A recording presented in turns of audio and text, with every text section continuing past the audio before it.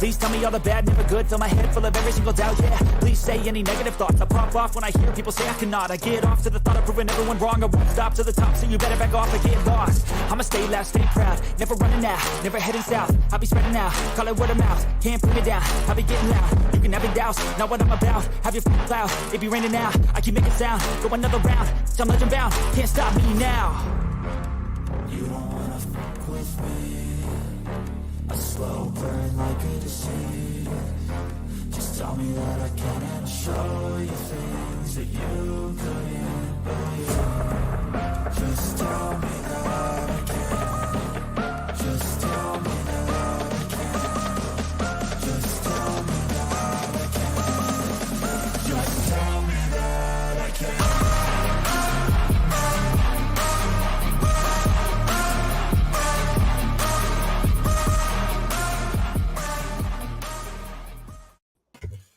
Hey, what is up, everybody?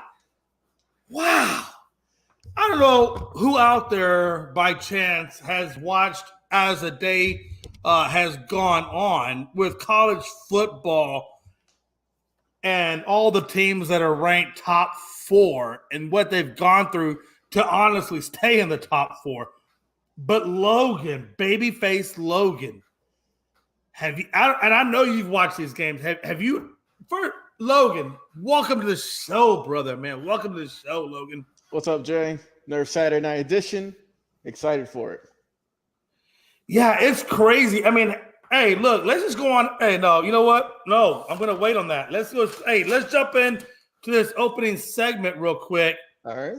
And look, we got 2 topics on the opening segment, and then we're going to jump right into this show. The first thing I want to talk about to you, Logan, is this. Titans offensive coordinator was charged with a DUI and speeding after the win over the Packers. Now, Logan, I want us to put our thinking caps on if we can for a minute. The flight landed at 2:07 in the morning in in Nashville. I apologize. I've got a Green Bay on the brain. The flight landed at 2:07. He was arrested and booked at 4:36 a.m. on a DUI and speeding. Now, Logan, I don't know. I'm not a mathematician. I don't know how to antiquate, blood alcohol content and so forth and time and whatever. But I'm going to imagine, number one, how many bars are open at 2 o'clock in the morning, first off? And then number 2, who at 2 o'clock in the morning, which would be an after-hours bar, is going to serve this man enough alcohol that within 2.5 hours, he's already being arrested and booked. So what that tells me, Logan, and correct me if I'm wrong, is this man was drinking on the flight. Oh, yeah. He had to have been drinking on the flight. So what do we know about drinking on an airplane that is chartered by the NFL or an NFL alliance member like the Titans? We know that NFL policy as of 2013 dictates no drinking on the team plane. Oh, okay. I wasn't aware of that. No drinking on the team plane. Eh? Now, look, it don't matter if you're a player, if you're an owner, or if you're a coordinator. No drinking means no drinking. Now, again, you may say, well, Jay, how do you know? Well, let's see for a minute now. Who else has fallen under this issue? Oh, that's right. The Washington Commanders with their win over I believe it was at the time, the Philadelphia Eagles. And the alternate 5 chains, as we have known it to be, Heineke, had pictures of him drinking on the team flight to the point that the NFL comes out and says, yo, no drinking on the team plane. Now, Ron Rivera, being the manager that Ron Rivera is, says, hey, look, NFL, please, I got this. The Washington Commanders are going to levy out their own punishments. And then the NFL says, you know what? Okay, Ron, I tell you, if you're gonna hem up your own guys, hold them accountable, do what you got to do, punishment and disciplinary wise. Okay, we'll keep our hands out of it. And so Ron Rivera handles that situation in-house. However, in a comma, when you're Todd Downing, the offensive coordinator, that is, for the Titans, and you go out and you get drunk, stupefied drunk on the team plane, because we know that's what happened. The time gap difference specifies that's what happened. At 2 o'clock in the morning, you land. And at 4:36, you're going through booking. And at 6:46 a.m., you're now out on bail. Come on, Tennessee Titans. At what point, Vrabel, I know you were on the plane. You didn't see Todd over there getting slosh-faced to the point where he gets a DUI? Come on, Vrabes. Anyway, Logan, that's what happened. What's your thought process? Well, Jay, like I've said multiple times here on the show for other instances, I don't have much sympathy for people having DUIs in this day and age when Ubers are available, when Lyfts are available at the touch of a button. And literally under a minute, you can have someone drive you somewhere. So first off, I don't know why he was doing that. Second off, like you mentioned, obviously while the NFL says you can't drink on the plane, as we saw just last week with the Commanders' big win, they were drinking on the plane. And like as we now see with the Titans, I'm sure they were drinking on the plane also. So unless the NFL maybe does something more strict, because I don't really know what the discipline for it is, they're going to keep doing it, Jay. I mean, they're going to keep drinking on the planes, on the buses, wherever they are. And like you mentioned, this was early in the morning when no one's awake hardly. Oh, absolutely. I mean, like you said, the time frame doesn't add up for him to not be drinking on the plane. Let's get that right, because he would have, an hour to go and to get off the team plane, find a bar that was open, which, like you said, I'm sure there's not too many at that hour, and then go and drive back to the team hotel, however far away that would be. It just doesn't add up. And as for Mr. Downing, I don't know if he's going to be, I don't know what they're going to do with him. The latest is just that he's gotten arrested. But my God, man, just we talk about this pretty often, Jay, for guys getting arrested on DUIs, and you would think that, especially a coach like Mr. Downing, he's in his 40s, I believe, 42. I mean, you know better than that. You shouldn't be doing that. It sets a bad example for not just yourself, but for your team, your coach, your family, all of that. You just can't be doing that. It's just, a silly mistake that shouldn't ever be made anymore, honestly. If at all, then especially, like I said, nowadays where you can get an Uber in under a minute. So just, and the thing about it is, hey, you want to hear some craziness? What's up? I didn't give you the best part yet. Oh, God, what is it? Hey, do you want to hear what the best part about it all is? Which is? So Mike Vrabel took over roughly about 2013, right? Yeah, I believe so. And since Mike Vrabel has been the head coach, and again, this goes back to 2013, of the Tennessee Titans, even he knows the Titans have a program in place for employees. Now, last time I checked, everybody's a freaking employee, from players to coordinators, whoever. They're all employees. The Right. Titans have a program in place for employees to call for a ride home, no matter the time of day. Oh, it just doesn't get any better. Hey, watch this. So okay. I'm gonna put my common sense on, and I'm gonna say that Todd Downing knew that there was a program in place that said, "Hey, yo, if you're jacked up and you can't drive, we'll give you a ride home." And if I'm down and I'm saying, like, you know what? Let me think about this for a minute. My car is probably in a safe spot. Nobody's going to jack with this damn car. It's perfectly fine, and it'll be perfectly fine tomorrow when my wife gives me a ride back to pick it up. Why don't I just go on ahead and take that free ride that the company is already paying for, go home, and come back and get the damn thing tomorrow? Like, Logan, what the hell is going on? Yeah, Jay, and I'm glad you brought that up because I had no idea about that. But I mean, it's literally in place. All you have, I'm sure he has the phone number in his contacts. Just go to it. Bro, it's to the point where even Mike Vrabel came out and commented on the fact that there is a program in place. And it's been in place since his employment. And guess what? Right. Todd Downing came in after Vrabel. And you can't tell me that Todd Downing at the offensive coordinator management level didn't know about the program. He just simply didn't do it. And here's the problem I have with it. How can you expect our players? And when I say our players, I mean our young players. And what I mean by our young players are players who have had no true parental supervision coming up through life. And I'm going to use Henry Ruggs as an example.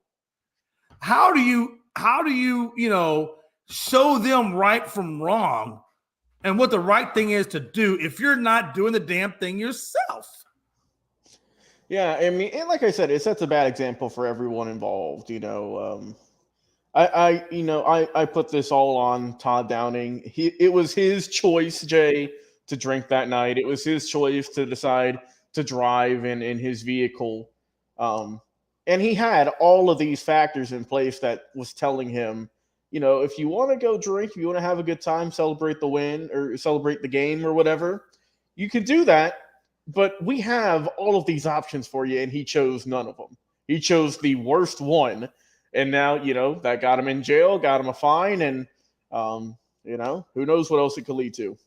Yeah, and if there's a positive in all this, I'm going to throw the positive out towards Ron Rivera and the fact that he had the wherewithal to see his guys rectify the situation before it ever got to the NFL. In other words, they weren't in cars driving after the fact.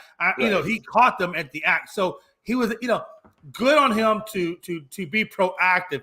And what I would say to Mike Vrabel is look over at Ron, take some lessons, and then start implementing that into your culture. What I mean by implementing it into your culture is, hey, offensive, defensive, anybody in management, do the right thing. Do the right thing so our players do the right thing, so the organization does the right thing. And I'm going to tell you this, one of the positives, and then we're going to get into the second topic. The last positive is, thank God that Mr. Downing was apprehended before anybody was hurt or car accidents or any of that. Right. So if the worst case scenario is that he goes to jail, gets put out on bond, gets a DUI, so be it. That's nothing. Thank God that there was no injuries, and we're not talking about a Henry Ruggs situation, right? Right. So correct. Again, that and if I'm Todd, I'm probably looking at myself saying, okay, I'm an idiot, number one. Number two, I hope I have a job. Number three, I'm going to do better, and I'm going to address the team, and I'm going to try to set a better example for those that are, under my leadership. And if he can do that, then maybe this can be, a better situation. But I don't know. I don't know Todd Downing personally. I don't know what his character is, but I hope his character is good enough that he would take those steps and carry forward with the Titans in that manner. We'll have to wait and see. Only they will know that. We won't know that. But hopefully he does do that. Secondly, I want to talk about Fritz Pollard Alliance looks into Saturday as an interim head coach. And I'm pointing this out because we already know, Logan, everybody knows that when you're hired as an interim coach, the running rule is not in effect. You're bringing in a coach just to get you to the end of the season. And then when you get to the end of the season, that's when the actual head coaching process, will take place. And of course, you'll bring in minorities, you'll do your due diligence, and then, you'll make your head coaching hire from there. The only person, the two things I have an issue with is, number one, why didn't Fritz Pollard making such a big deal about it and investigating Jeff Saturday strictly on the purpose of him being hired on the premise that, and I get that maybe if I'm Fritz Pollard and I've done my research, and I know who is the active coordinators, the active coaches. I know the Indianapolis Colts team as a whole. What they should have done, if they're going to come in at all, which they really did not have a right to come into, because again, the Rooney Rule doesn't apply. But if you're going to come in and if you're going to say something, why not make it more specific? Why not come in and say, yo, Jim Irsay, I understand you brought Saturday in from nowhere's land because he was an offensive lineman on a Super Bowl team. Okay, granted. Let me ask you a question. You had Reggie Wayne as your wide receiver coach. Does he not have the same pedigree at the wide receiver? And does not have the same pedigree as also having a Super Bowl championship? Why is Reggie Wayne not looked at the head coaching spot for that, organization before he went out and got a guy off the broadcast booth? Now, then I would say, you know what, Fritz Pollard, you got a case. You have a really good case. Would you agree? Yeah, and even just kind of looking over all this, I mean, even different websites say they don't even know really what the guidelines were that this Fritz Pollard alliance was looking at. Because like you said, Jay, the Rooney Rule does not go into effect for interim coaches. It's only at the end of the season. So if it was the end of the year, I could understand it. But as for an interim hire, while I agree that I'm still kind of scratching my head over just how quick he was hired and everything else, it doesn't seem off the just for right now that any rules or anything like that was broken. So I'm not super sure as to why they're inquiring about all this. I'm sure that if they feel that something was done wrong, that they could have done that. That's why they're looking into it. But like I said, for now, I'm just not sure. So I guess we'll have to wait and see if anything comes out of it. But for now, I mean, there's just not much for us to speak about. It just seems like they hired Saturday off of I don't really know what whim, because he doesn't have any head coaching experience at any level. So that I still scratch my head over the decision to hire him. Like you mentioned, Reggie Wayne is the wide receiving coach. So he's got at least a little bit more kind of seniority above Jeff Saturday. But I guess maybe the Fritz Pollard Alliance thinks something was wrong. But for now, I'm not sure what. Real quick, I don't know if you can see this mouse or not. You see them two little buttons right there, Logan? Yeah, what's up? Never, ever, ever, ever, ever, ever, ever, if you're a podcaster, I swear to God, never buy a mouse that brand name is ONN. ONN mouse. That's the brand name. ONN on. ONN. Never buy that freaking mouse, because if you hit this damn button right there on the left with your thumb by accident, you're going to get kicked out of the stream. I'm just going to put that out there. Hey, I'm just saying it's not podcaster friendly is all I'm getting at. Back to your question, or back to the question at hand about, again, I have a problem with Saturday being the head coach. I really honestly do. Look, the guy got the win over the Raiders. Hey, it's the freaking Raiders. If it was the Raiders, we could coach a win against that team. And again, Logan, I'm not trying to. Oh no, you're good. I'm not trying to turn all the Raiders already. Hey, if this was the Raiders from last year that made the playoffs, okay, you got a point. This is right now is an alternate version of that Raiders team, and I call it the Josh McDaniels version. And under the Josh McDaniels version of the Raiders, that win really does not carry a whole hell of a lot of weight at that version. You know what I'm saying? Right. And if they would have got, I'll put it this way. If the Colts would have got that win over, let's say, even the Jets, if they would have got that win over the Jets, okay, I'll put some weight on Saturday's name. But I got to be honest with you, Logan, it doesn't make sense that they brought in Saturday. And again, nothing against Saturday. He's a hell of a fine offensive lineman, no doubt about it. But you have a guy who has been to the Super Bowl, has wide receiver coaching knowledge, has coaching knowledge, period, at the NFL level. He's in your organization. Why would you not give him the job first? Like I said, my spiel, I'm still kind of scratching my head over the hire because it happened very quick that Saturday doesn't have, I don't believe any, off the top of my head, any head coaching experience at any level, let alone the NFL. And like you said, Reggie Wayne is right there in your staff at the moment, available for you.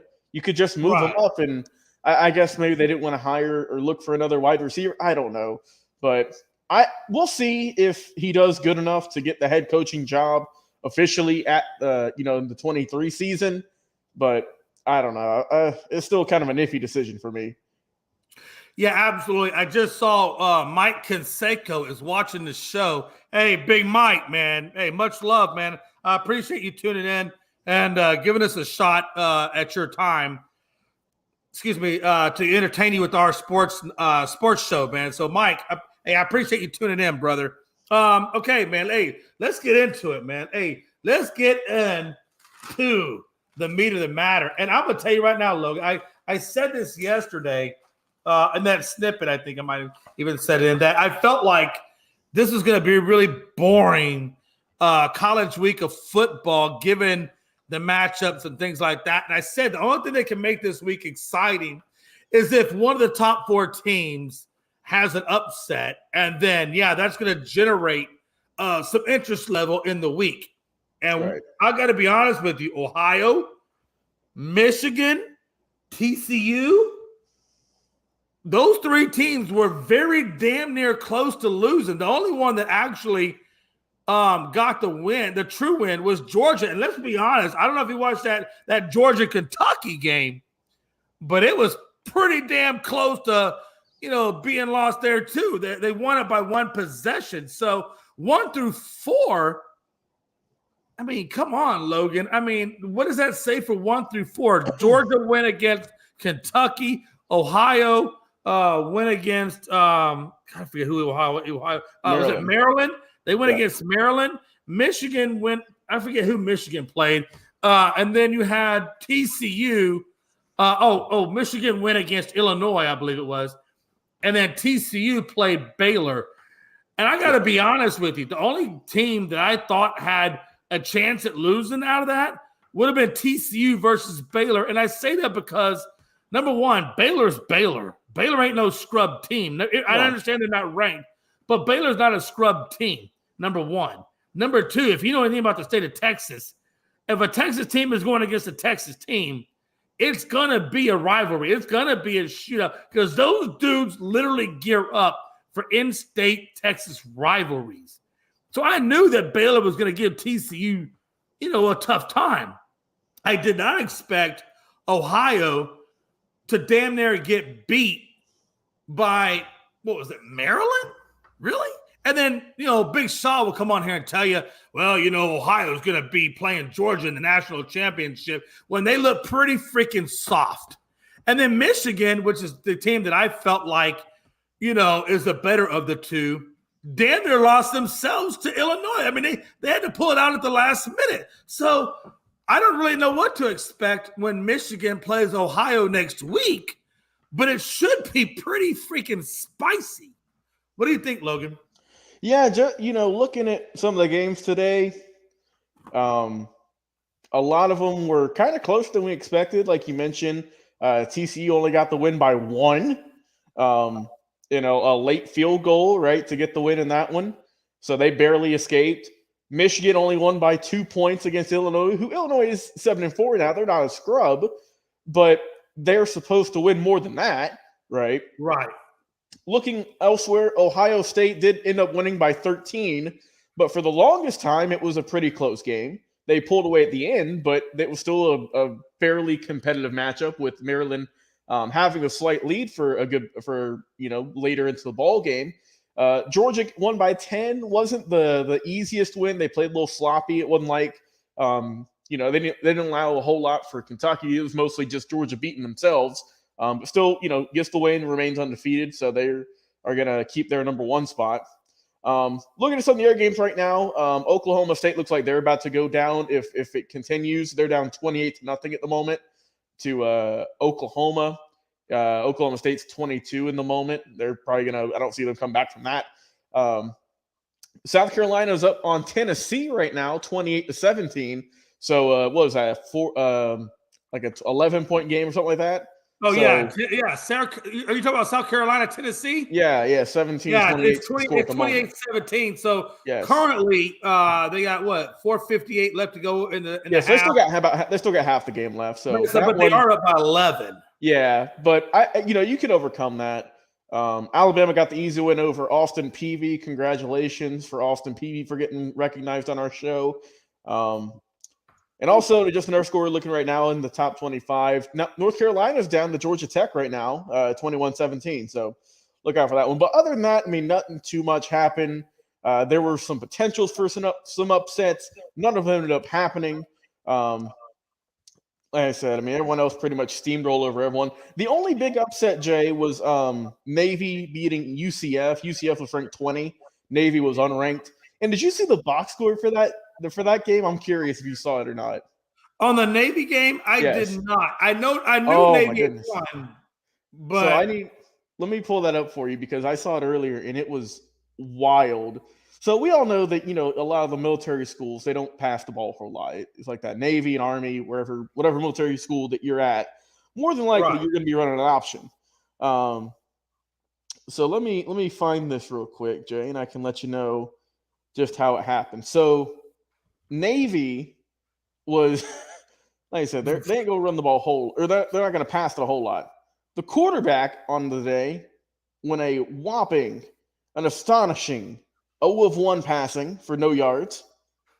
And the running game for Navy, 63 carries for 248 yards and 2 touchdowns. So there's your offense today. That's insane. And this ain't no scrub, right? hey, Logan, this ain't no scrub. This is number 20 ranked UCF. Oh, have we lost Jay? Oh, there we are. This is UCF ranked number 20, and they literally had no passing, all running. And what, you couldn't figure that out? I hate to call him a one-trick pony, but that's what Navy was today. But hey, it worked for him, Jay. Hey, listen. Hey, look. All I know is, they need to pay their running backs in meat. Oh, God, yeah. Like, they need to take their running backs to Outback, give them the bottomless onions, and give them whatever steak of choice. They earned it after this one. Jeez Louise. Logan, that's damn near stupefying. Yeah, it really is, man. That's crazy. I could see that if it was against an unranked team. But when you're going against the 20th ranked team and you have 0 passing yards, you come away with the win. Oh, hell no. Yeah, no. Isn't Gus Malzahn the head coach at UCF, I believe, at the moment? I believe you're right. Yeah, man, if I'm him. I think you're right. If I'm him, I'm going up to my D-line, I'm going up to my linebacking core and just saying, guys, what happened here today? Hey, the defensive coordinator. I do want to look at something real quick. Let's look. So we know that Navy won on a clearly run-dominant 100% offense. Just a little bit. Let's just look at some efficiencies. Can we do that, Logan? Of course. Go right ahead, Jay. When I look at the third down efficiency, it looks like Navy was 5 of 17. UCF was 3 of 12. Ooh. But here's where it gets interesting. Okay. When I look at fourth down consistency or proficiency, Navy is 4 of 4. And UCF is 1 of 2. And that's 4 of 4 on run plays, Jay. Hey, look, I'm just saying, when a man can go 4 of 4 on fourth down and all he's doing is running plays. That's all I can tell you is if you're a sports guy, just let that marinate for a hot minute. Yeah. And then you'll see how crazy that really is. But I want to go back for a minute if I can. Logan, there was a time in my life when I was in the Army and I was stationed at Fort Campbell. And I lived in Oak Grove, Kentucky, which is on the south side of the post. Hey, anybody knows anything about Fort Campbell rides the state line. Half of it's in Kentucky, half of it's in Tennessee. Now, I will tell you, there is a town called Clarksville, Tennessee. That's where Austin Peay is located. And I'm also going to tell you this, at Austin Peay, if you know anything else at all about Austin Peay, outside of Fort Campbell Gate, I believe it's 4, they are nothing more, and now I'm talking about the athletic world, not the educational side, but on the athletic world, this is basically an overglorified high school. Yeah. So I want you to think about something for a minute, because I want you to see the gravity that apparently, and I love Foxborough Frankie. I love him today. He's my boy. And I love Big Shaw. He's my boy too. But something that they could not grasp that I tried to explain to them is because they said, well, where's Texas? Where's Texas? Where's Texas? Let me tell you where Texas is. Texas ain't getting beat by a damn, or isn't, the point of the matter is Alabama beat a high school team 34 to nothing. Now, in reality, Alabama shouldn't have even been in their schedule, honestly. Also, not worthy enough to even be in Alabama's schedule. But the fact that they made their way into Alabama's schedule, and the fact that they only held them to 34 freaking points, when on all reality, Alabama, under Nick Saban, if they're the Roll Tide, the team that we should all fear, and you only scored 34 points against Austin freaking Peay, this should have been 75 points to 0. And literally, matter of fact, Alabama should have been on the bus at the end of the first quarter. I'm just saying, let that sink in. We're talking about Alabama, 34-0 over a high school team. Shit. Okay. And we want to talk about Alabama having weight next year, coming back in the conference. I'm telling you right now, Alabama they deserve nothing better than ranked number 10 come next year when we're looking at the preseason rankings. If they're ranked anything better than 10, I call bullshit. Strong words, Jay. Strong words, strong. But I mean, Logan, am I wrong? Am I wrong in saying that? I just couldn't believe. I mean, obviously, we knew who was going to win this game from the start. That's why no one watched it, I'm sure, except for Alabama fans and often BV fans with a hope and a prayer. But I mean, Jay, I'm just more curious about why are we in week 11 still having these games? Aren't those supposed to be tune-ups in like the first few weeks? And that's what I thought, right? I mean, that's what I thought. And I'm gonna tell you right now, Logan, I don't know if you caught any of that TCU versus Baylor. There was a point in time where Frankie was in the chat group. Again, Frankie's my family, so Frankie knows I'm not disrespecting him in any way, shape, or form. But there was a time when Frankie was questioning whether or not TCU was going to be able to pull that game out against Baylor. And I said, listen, they're down by 2. It's a minute plus left in the game, and TCU got the ball. You don't think they're not going to put the field goal up? Okay, go on ahead. Think that after you may. But I will say this, damn it, TCU, look, if you want to be considered top 4 material, we all know that Tennessee is just waiting and begging to get out of the number 5 spot and back into the number 4. And if you can't put up honestly, Logan, TCU should have blown the doors out of Baylor. It should have been like a 20-point spread differential rather than a 1-point differential. If TCU wants to be taken seriously in the top 4, because they are a Pac-12 TCU. You know what I mean? Right. I get what you're saying. And like I said, we'll see how it goes. But this week was, like we said, not much to be expected out of not too many major upsets. Next week, which we'll talk about later in the week, that's gonna be a fun one because we got a lot of good games lined up for. Next week is gonna be freaking phenomenal. This is just a tune-up for us, for everyone. Bro, listen, man. I got about 3 or 4 parties I'm going to next week on those games. But I will be here for Unscripted. Don't think I'm ducking out. I'll still be broadcasting. Jay will be here. Look, I promise you. But no, seriously. Let's move into the next topic real quick. we've kind of gotten away from it, and we have rededicated ourselves to bring in more women's sports back into Unscripted, because we believe that if we're not talking about women's sports or supporting women's sports, then how do we expect women's sports, or let's say specifically, let's just say, because we all know the college level, the women's soccer team is getting paid pretty well. We know the soccer has kind of stepped up the game, but still, for some reason, the WNBA has not stepped up the game in terms of financial financial equity. So the only way we can do that is by supporting these shows and our topics, number one, and also supporting businesses, local businesses like the sports spa out there in Portland, Oregon, and supporting those guys so they can help make a difference as well. So we wanted to highlight, or at least I know Logan had brought this to my attention. I didn't even know about it, but I did some research into it, and it's pretty freaking phenomenal. That this sports bar is the only sports bar, as far as I know, in the United States, unless somebody can prove otherwise, that only shows women's sports exclusively.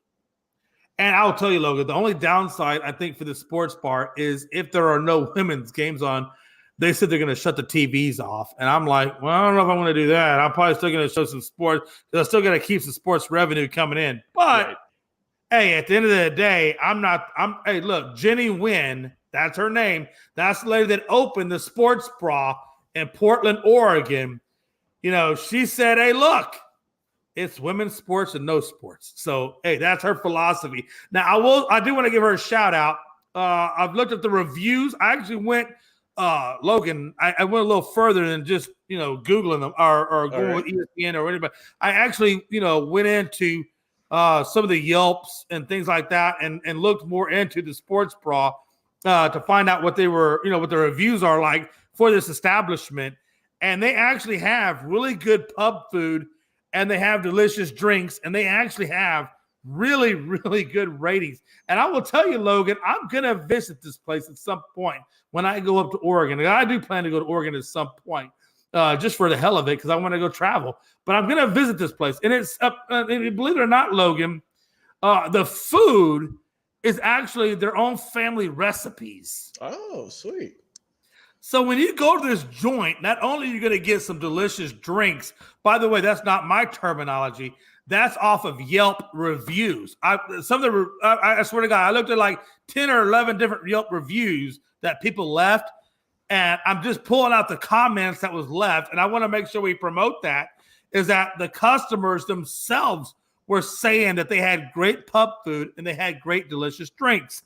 Now, I did do a little bit more of a deep dive into finding out that their family actually makes their own recipes when it comes to the wings and so forth. So just, little heads up on what you can expect if you go to the sports bra. You can expect women's sports, good drinks, and great food. But again, great food, great drinks. Like I said, shows only women's sports.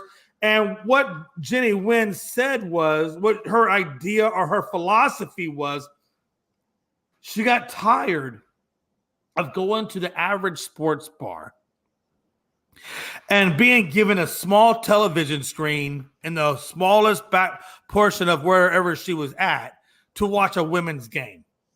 She got tired of that. And she said, you know what? We got to do something different. We need to empower women and promote women's sports. And so that was the concept that brewed the sports bra.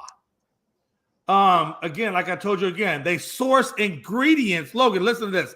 They source ingredients for their food only from women-owned businesses. My question to you, and my question to anybody who's watching this show, as we've said earlier, if you want women's sports to grow, if you want to see better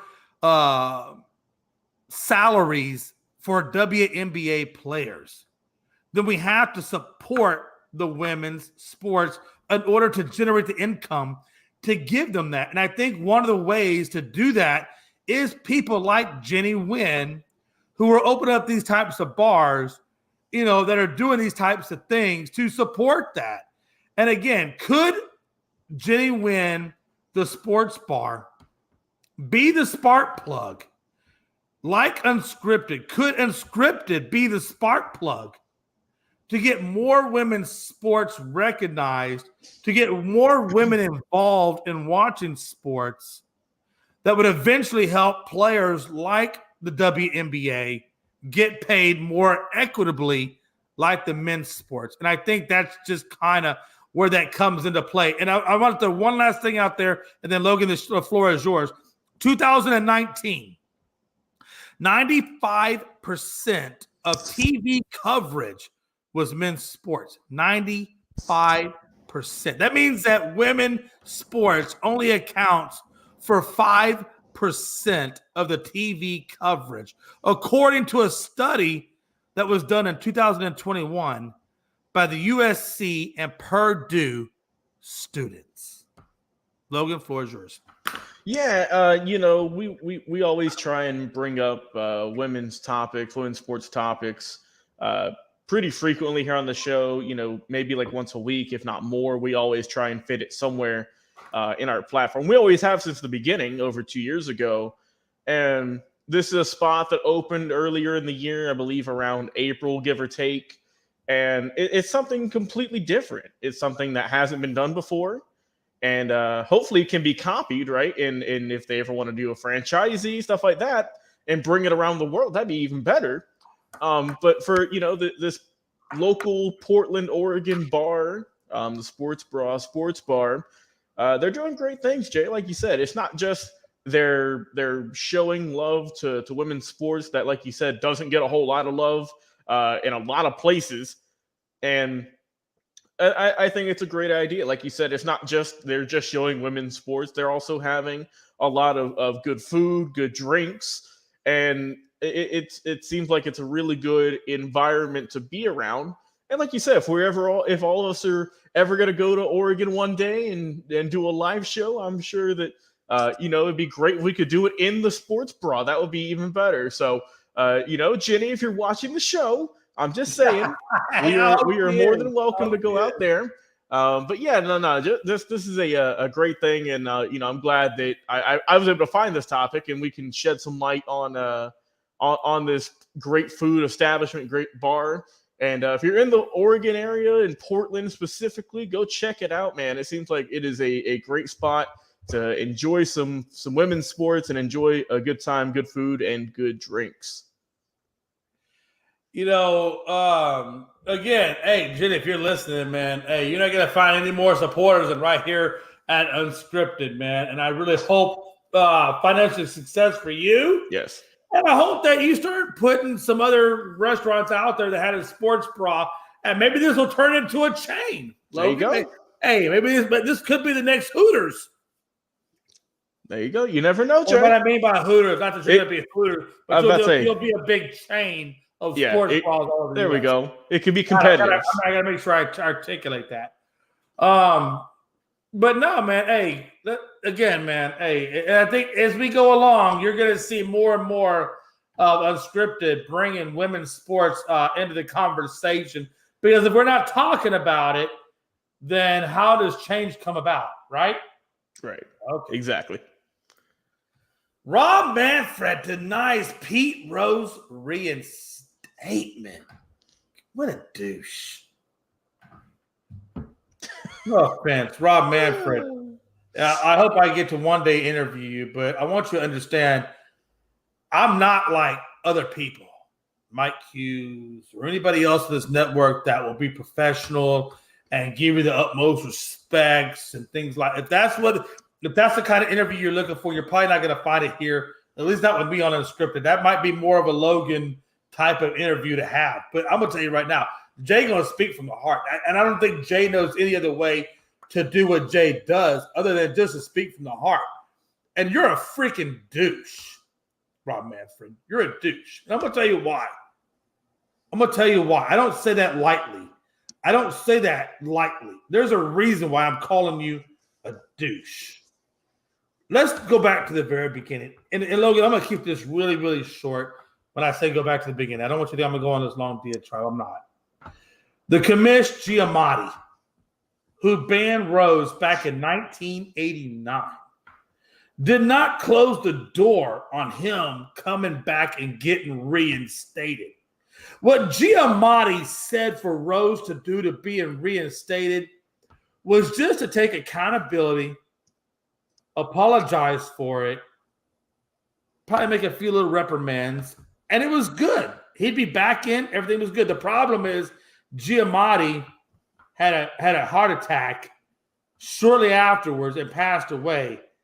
And then it became Manfred that took over. And Manfred was just a total douchebag and did not want to honor what Giamatti said when Pete Rose signed that ill-fated document saying that he would be, regulated from baseball, right? Right. That's why I called Manfred a douche, because he's not honoring what was told to Pete when Pete signed that document. Now, we all know Pete Rose did wrong. Come on. We all know Pete Rose did wrong. He cheated baseball as much as Barry Bonds, Roger Clemens, Ken Caminetti, and Palmeros and all the other guys that have done steroids. And if you want to call the Houston Astros and the cheating schedule with the buzzer, at some level, baseball has been cheated at every goddamn level. You can even look at the NFL and go to the Atlanta Falcons. And again, Logan, I'm not trying to throw your Falcons under the bus, but we know what Calvin Ridley did, right? Yep. Yo, let me ask you this: Calvin Ridley bet on football? Yeah, he bet on football. Let me ask you a question: Calvin Ridley banned from football? Nope, he's just suspended for I think the year or whatever, but not for life. At some point, Calvin Ridley could be back in football. He'll be back. The point I'm making, Rob Manfred, at 81 years old, the guy has come out in a letter. He didn't do like Kyrie Irving and go out at freaking midnight to atone for his hate speech endorsement against the Jewish community. And then thinking that atonement at the darkest of hours when nobody was even freaking watching or even caring.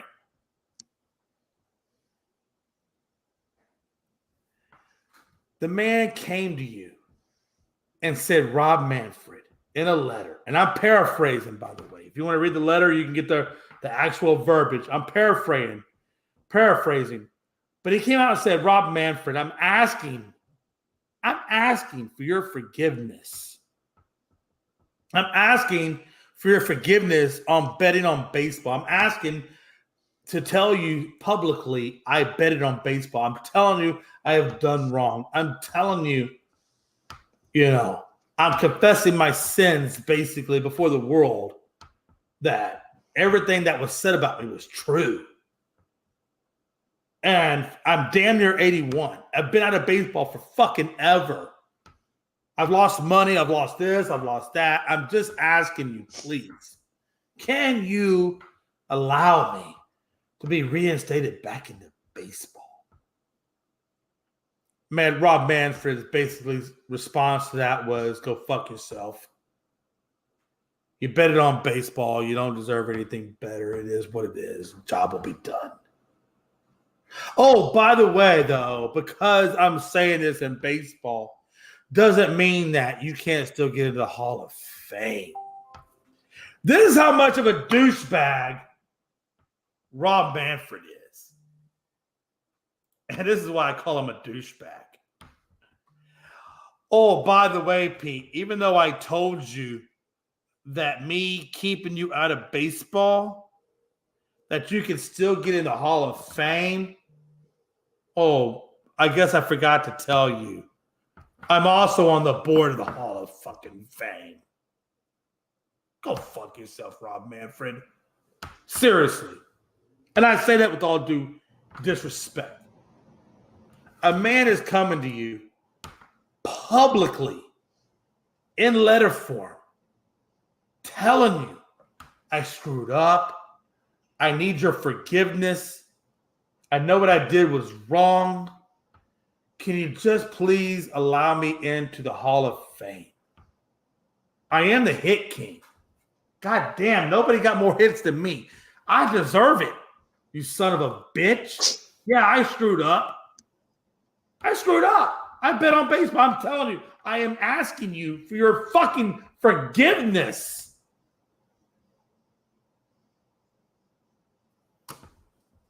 I'm sorry. I get really irritated when a guy like Barry fucking Bonds will deny all this bullshit with steroids, and Roger freaking Clemens will go to a congressional hearing and deny and blah, blah, fucking blah. And we're talking about these guys like they should belong in the Hall of fucking Fame. And then a guy like Pete Rose comes to you in a letter and states, hey, I screwed up. I did this. I did that. Can you forgive me and let me into the Hall of fucking Fame that I so rightly freaking deserve? And then you tell him, yo, Pete, ain't gonna happen. Go to the Hall of Fame. See if they'll let you in. Oh, by the way, I'll see you over there too because I'm on the fucking board. Get the fuck out of here. Logan, the floor is yours. Yeah, it's, over the last really 20 years, give or take, especially last 10, a lot more than the last 5, it's been more and more supporters coming out, talking to Pete Rose, talking about him, saying that that he deserves to get into the Hall of Fame and whatnot, just because times have changed, Jay. It was illegal back then, obviously. It's still illegal for a good bit of states, for a lot of sports. But Jay, I find, and I'm gonna use this again, I find it blasphemous, right? Guess who is going to place the first legal sports bet in Cincinnati, Ohio, Jay McLovin? The man you see on the screen right there. So, Pete Rose is gonna make the bet? He is going to make the first legal bet in Cincinnati, Ohio, whenever that is. The date's coming up soon, or it might have already passed. But yes, Pete Rose will be the first person in the state of Ohio, in the city of Cincinnati. I hope he has a middle finger with Rob Manfred's face underneath it. Oh, you know that there's going to be some spiteful energy with that. But I say all that to just sum up and say, so we can move on to our next topic, that I think, what Pete Rose did obviously was wrong back in the day, but times have changed, Jay. You got to move. It's like it's ebb and flow, man. You got to move on. For the love of God, I mean, sports, there's sports betting in basically every major league now, and the NFL especially, and Major League Baseball, I'm sure. You have DraftKings, you have a lot of pick'em websites that involve cash or whatnot. It's just a grudge that I don't know if it's ever going to die. It's been going on since the very late 80s, 90s, 2000s, 2010s. It hasn't stopped. And there's not much time left because, like you said, Pete Rose is getting older day by day. Right. And I would love for him to get into the Hall of Fame. I think he was a tremendous ball player. You don't have to look at the stats. We already know what they are, how great he was.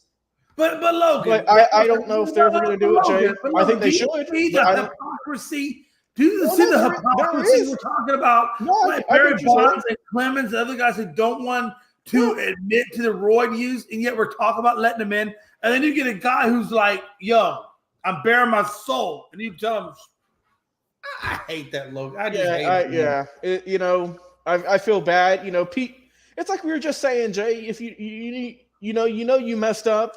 And this is a mistake that Pete Rose has been pretty much apologizing for the last 20, 25 years. But it seems like we always get a fresh update with this every few months or so, and this is just the latest chapter in this ongoing saga. So we'll see what happens next. But what do we got up next on our docket? Absolutely, and it didn't do what I wanted it to do. Oh. I tried to change it, but I guess it didn't come into play. But the picture of Aaron Rodgers that I actually wanted to be displayed in the slide, and I screwed up because I didn't get it in time.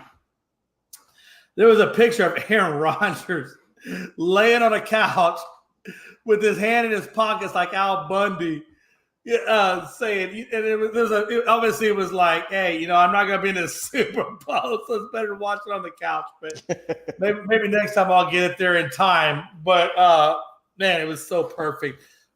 Anyway, is Aaron Rodgers' day in Green Bay coming to an end? And I got to be honest with you, hell yeah, it's coming to an end. And I think the writing's on the wall. Look, a week ago, Logan, this is how crazy the NFL has been. A week ago, against Dallas in the fourth quarter comeback, he put up, 14 positive points, and they got the win. And then they go against the Titans, and he comes out and gives you this lackluster performance. And basically, whatever light that he ignited in the Dallas win for the Green Bay Packer fans was extinguished when they met the Titans, to the point where, the chances now for them to get in is basically slim to none, because they're 4-7. You're 4-7. There's not enough time left, I don't think, that they can make up the ground against the NFC East opponents that are vying for that same exact wild card spot that the Packers want. So I don't think at this point the Packers are even in the playoffs. I think the Packers are going to have to vie for next year. And I really think that Green Bay is going to have to take a harder look and be like, yo, Aaron, we just gave you $50 million a year. This is what you gave us in return? Yo, we got some issues. And I think the Green Bay secondary also should be held accountable as well, as much as Aaron Rodgers should be accountable, because the Green Bay secondary was also torched, and the Green Bay defense did not do a good enough job in containing Henry. We all know what Henry put on him. So they couldn't contain the pass. They couldn't contain the run. You got a quarterback who's giving you shit. Yeah, Rodgers is definitely done. In fact, the matter of fact is, for Green Bay, though, it's not that simple as to say that his days in Green Bay are done, because they're still on the hook for quite a bit of money to Aaron Rodgers. So what are they going to do in between? Logan? Well, Green Bay might want to be done with Aaron Rodgers, but I don't think Aaron Rodgers wants to be done with Green Bay, Jay. My God, like you just said, he signed a contract for $50 million, and for the next 3 seasons, you got this one, and then 2 more coming after. So I'm not leaving. I don't care what this. I'm not leaving, Jay. You're going to have to drag me out of that facility, off that field, if I'm getting paid $50 million. Hey, look, I agree. I don't care how I don't care how many interceptions I throw. I don't care how many wins we get. I'm playing. And you're not going to replace me with Jordan Love. Not with that much money that you gave me for whatever reason. Not for getting rid of Devontae Adams, their one true weapon. Hell no. You're right. And I mean, don't get me wrong, Christian Watson, he finally did something after 10 games, but it took long enough. But like I said, right now in the year, Green Bay, obviously, they are well behind in the playoff race. Aaron Rodgers, his season, he's 4th in the league in yards with a little bit over 2,500. 3rd in touchdowns with 19, but he's got 7 interceptions, and he's only got a 40.9 QBR, which is 25th in the league. So he's getting stuff done, Jay, but it's just not the most efficient. And at 38 years old, I mean, what more can you expect out of him? Like you said, there is not much defense to speak of for this team, and their offense is in shambles. Oh, so absolutely. If I'm Aaron Rodgers, I mean, obviously there was talks about him potentially retiring as of last year, prior to the season. Obviously, that didn't come into fruition. I don't believe any of us saw a 3-year, $150 million contract in the works. But that's what ultimately the Green Bay front office decided. And Aaron Rodgers was smart enough to say, hey, I'll sign that gladly. And that's where we're at right now, Jay. Green Bay is, I don't know if they have a draft pick this year. I would think so, but it's going to be a pretty good one the way they're playing. You get an aging quarterback who's owed a lot of money. Your free agency, you can pretty much kiss it goodbye. So, I mean, this is going to – I don't know how the Packers are going to rebound from this, Jay. I don't know how. Because I don't know either. They have a lot of holes in their game.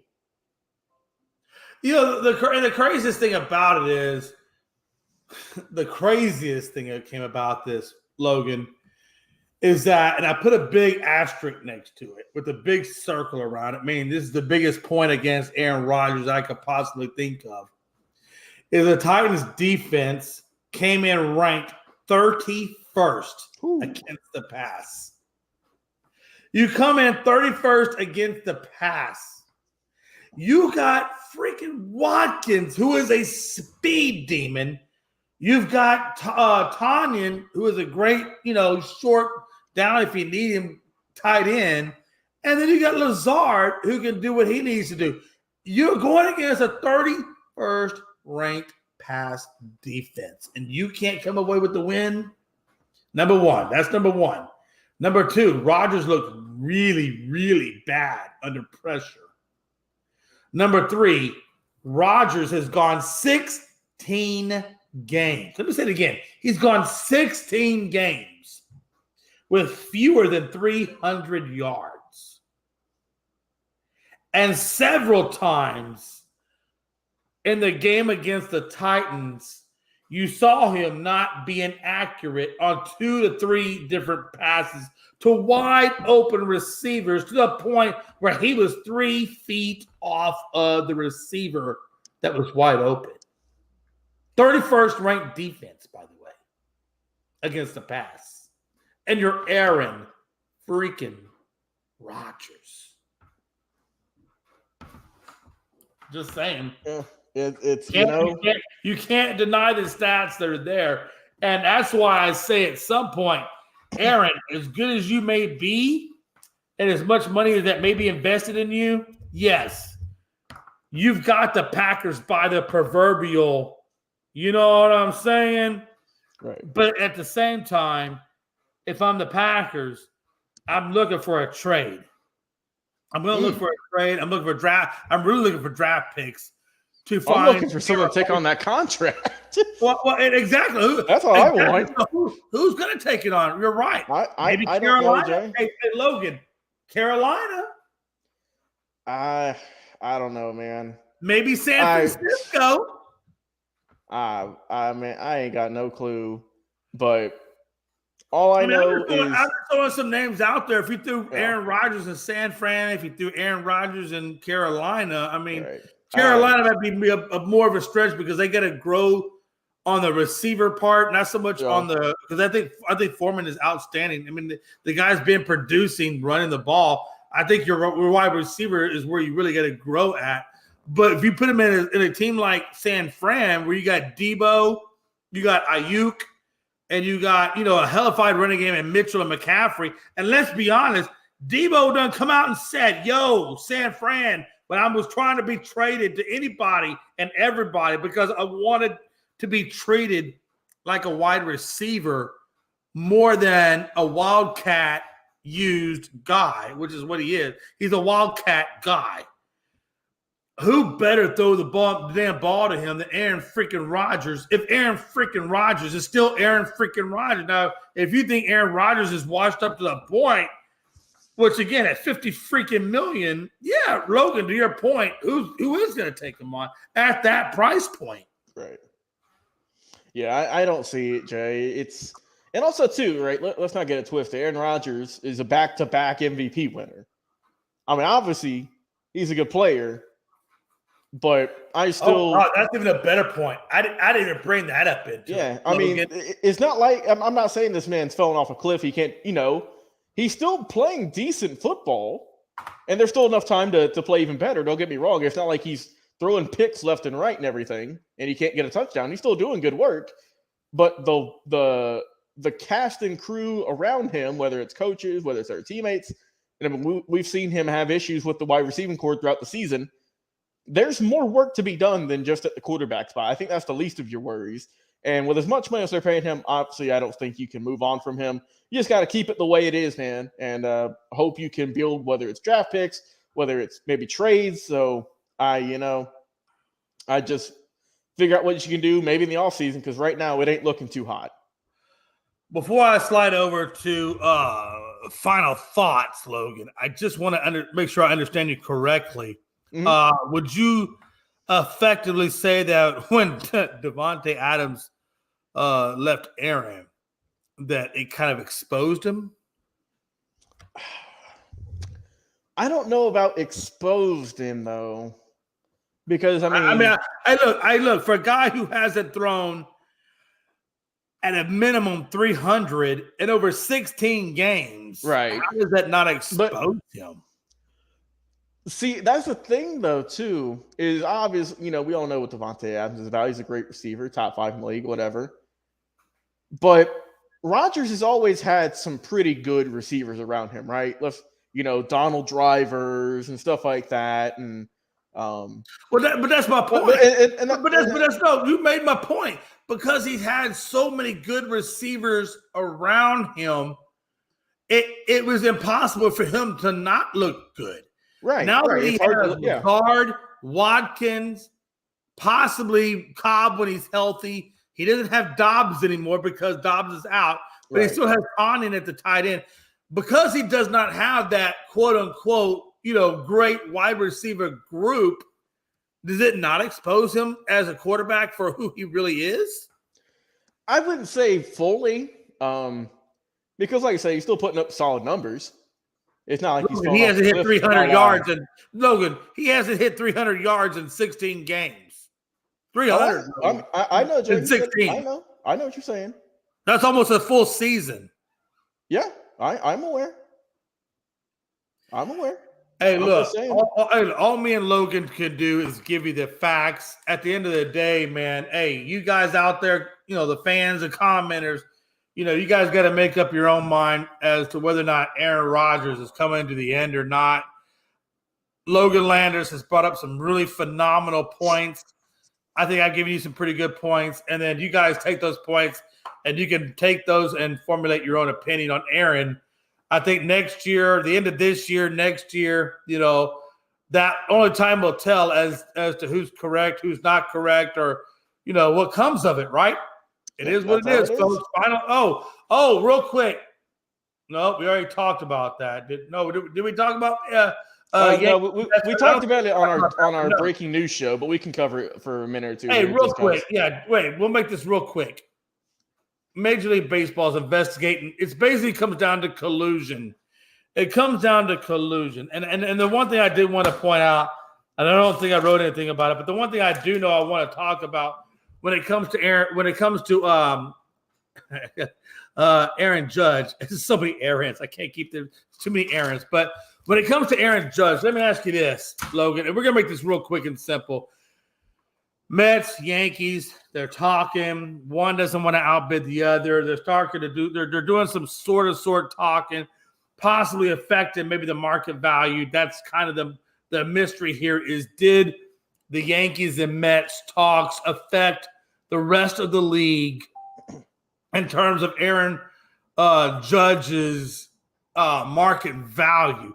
Did the talks between the Yankees and the Mets affect the market value for a guy like Aaron Judge in collusion? We all know that players can collude, and we also know that owners can collude.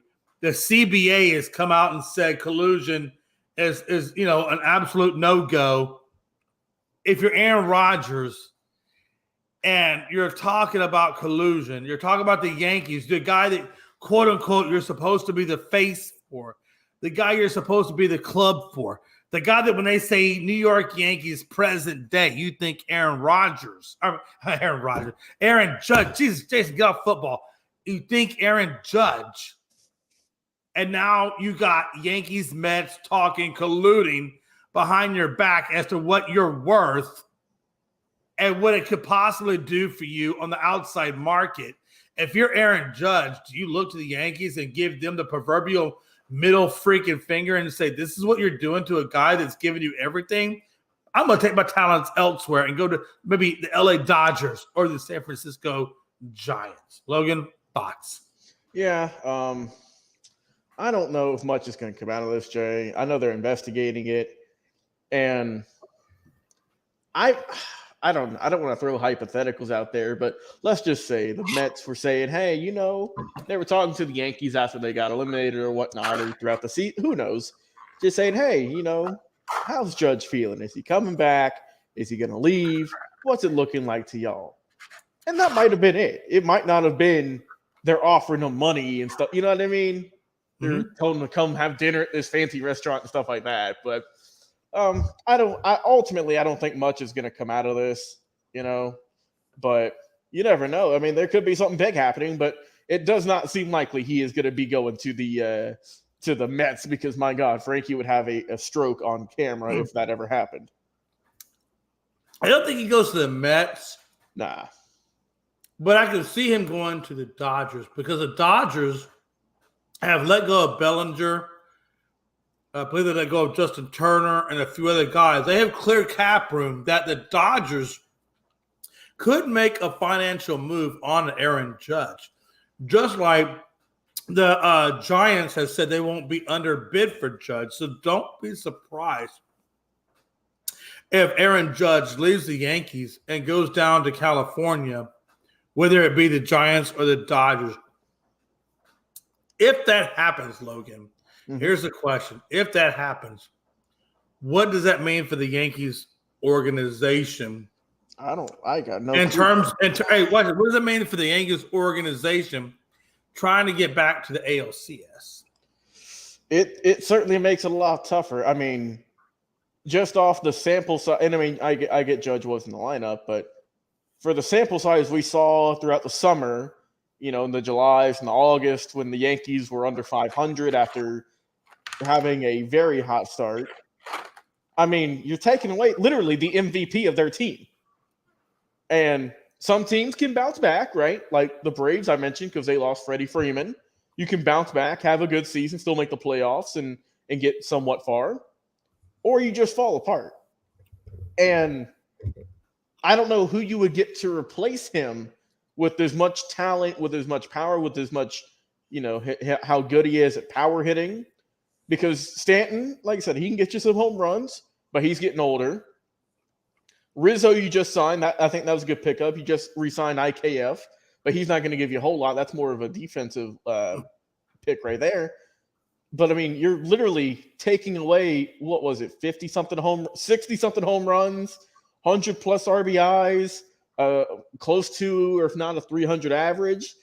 I mean, that's a lot to make up for. And I don't know if you can replace that year one. So if he leaves, I don't know how these Yankees are going to do it. It ain't looking too hot. But like I said, I think he'll stay ultimately. But if he doesn't, then it wouldn't be the biggest shocker to me.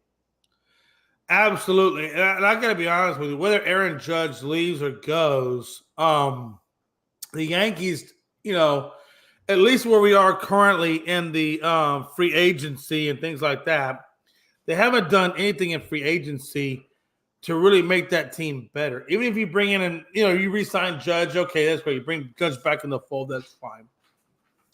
But their biggest weakness, as we all know, is that bullpen. Now, they brought in a Pirates pitcher that was released from the farm system, whatever. The guy's got command issues. He's got control issues, not really too much of a threat.